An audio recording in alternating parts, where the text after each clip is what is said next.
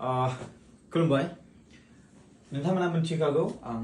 माखासे ट्रेडिं खालामो होननानै शेयार मार्केटनि दारै बाट बेनि सोमोन्दै आं नोंथांमोननि सिगाङाव गोबां समनिफ्रायनो फोरमायनो सानदों नाथाय आङो माखासे गावनि पार्सनेल खामानि आरो लोगोसे समयनि थाखाय आं खोन्थाजोबनो हायाखैमोन आं गोबां समनिफ्रायनो ट्रेडिं खालामबोदों आरो बे ट्रेडिंनि गेजेरजों आं गोबां फैसाबो नुकसान खालामबोदों आरो बे खालामनायनि गेजेरजों आं सोलोंदोंबो दा आं सोलोङै आं एसे गावखौनो ट्रेडार होननानै बुंना लानो हानाय केपासिटिसिम सफैबाय दिनै आङो 7 मार्च दाख्लै बावैहाय आङो हाबा जाखांनायनि उनावहाय दिनै फार्स्ट आं ट्रेडिं खालामफिनदों नैबे समावहाय बेयावहाय आं नोंथांनि सिगां खोन्थादों दिनैनि फार्स्ट ट्रेडिंआव आङो फार्स्टआव आङो सरि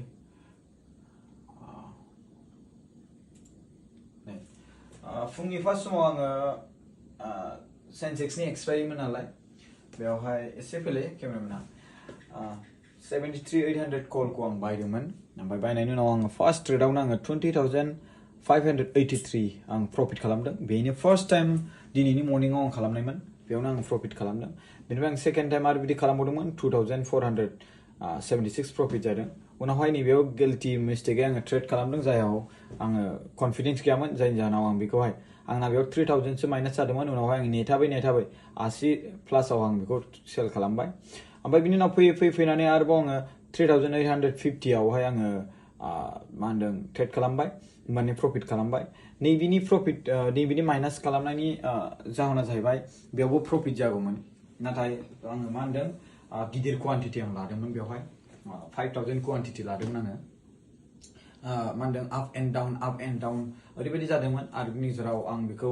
ओरैनो दिनैनि मार्केटआ गोबां प्रिमियाम डिके जानायनि दिनमोन जेरावहाय आङो बेखौहाय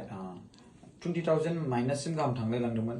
उनावहाय आङो बेखौ एड खालामनाय क्वान्टिटि खालामनानै एभारेज खालाम जेब्ला आङो 4,588 आरो आंनाव 22,000 प्रफिटआ आंना बेवहाय आंखौ नुबाय ओमफ्राय आं नांगौबा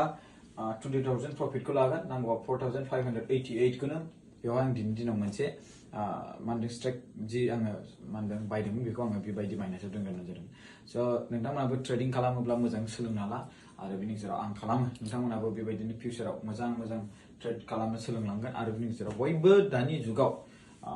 ट्रेडिं खालामनो सोलोङो आरो बिनि गेजेराव नोंथांमोना बेबायदि फासिन नाङा दाख्लै बावै जेरै हमना ला मोनसे ट्रेडिंनि नामावहाय गोबां माखासे सोद्रोमाफ्रा फैसा लुथिदोंमोन बैफोरबायदियाव थांनाङा बे जाबाय मोनसे अरिजिनेल ट्रेडिं ट्रेड खालामनाय बे आं ग्र' दे आं गोबाङाव ट्रेड खालामो आङो धन एप्सआव ट्रेड खालामो जेर' डेआव खालामो बे आं ग्र'आव खालामदों बे जाबाय बे नैबे बेंक निफ्टि बिनि एक्सपायरि आं एफएनअ बांसिन प्रिफार खालामो ट्रेड खालामनायखौ आं स्टकआव बारा इन्ट्रेस्ट होआ दा नोंथांमोननि सायाव खोन्थानि आङो बे एफएनअ होनना बुङोब्ला माबायाव बेंक निफ्टियाव होनना बुङोब्ला बेवहाय गोबां बेंक दङ एचडिएफसि बेंक दं ICICI bank state bank of India दं कटाक महिन्द्रा बेंक दं एक्सिस बेंक थ' बेंक निफ्टिया फुरा बेंकजोंनो सोलिजोबनाय बेंकनि लजिंजोंनो इन्डियानाव जेसेबांखिनि बेंक दं बे बेंक निफ्टिया बेखौ लानानै लडिं वेट लानानै बेखौ आप एन्ड डाउन जायो दिनै